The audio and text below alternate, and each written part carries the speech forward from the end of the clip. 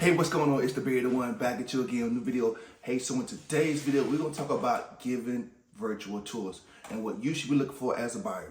All right, so most times, not all times, but a lot of buyers don't have the means or the way to get to a location and see homes in person. So what do? We do virtual tours for those folks. And in this video, I'm going to give you 3 tips on what you should be looking for when you're doing a virtual tour. All right, so stay tuned to this video. I'll be right back.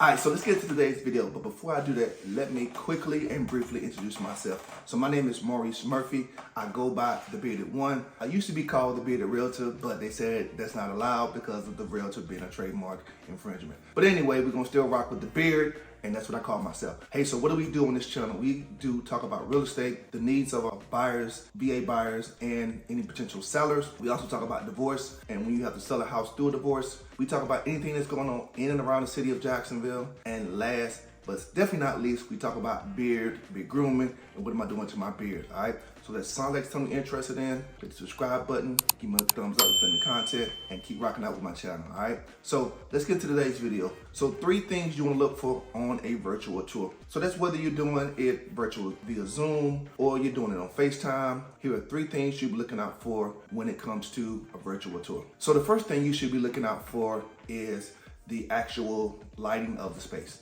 Ask the agent to turn on all the lights, and then when you see how much lighting it is at that point in time, ask them to cut the lights off and open up the blinds, open up the shades, so you can see how much natural light is coming into the house. So you really want to know how much natural light, because a lot of times here in Florida, you can get a lot of natural light into your home and not have to use electricity over and run your bill up. So natural light is very useful to you when you're looking at homes. So look at that natural light, look at the actual lighting of the space and then the home, all right? So the second thing you wanna look for is the layout and the flow of the home, all right? So as you are doing the virtual tour, ask the agent to explain to you where they're walking into, okay?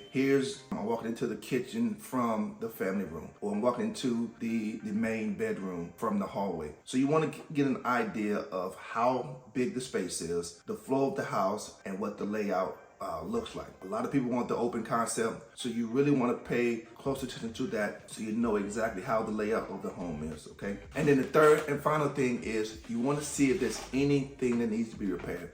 Is there any renovation that needs to be repaired? Because let's be honest, a home is not completely perfect until you make it your own, and then it becomes perfect. So if there's some things you can change, be willing to make those changes if you can to that home, and pay attention to those details when you do the virtual tour, okay? So that's a very quick, down and dirty video on the tips you look for on a virtual tour. They're becoming highly common nowadays just because a lot of people don't have the means or the time available to come and travel to a new city, such as Jacksonville or anywhere else around the country. So those are my 3 tips on how you should do your virtual tours and things you should look out for. So if you have any further questions, or if you're looking to move to Jacksonville, hit me up in the comment section below, and I'll definitely look out for you, all right?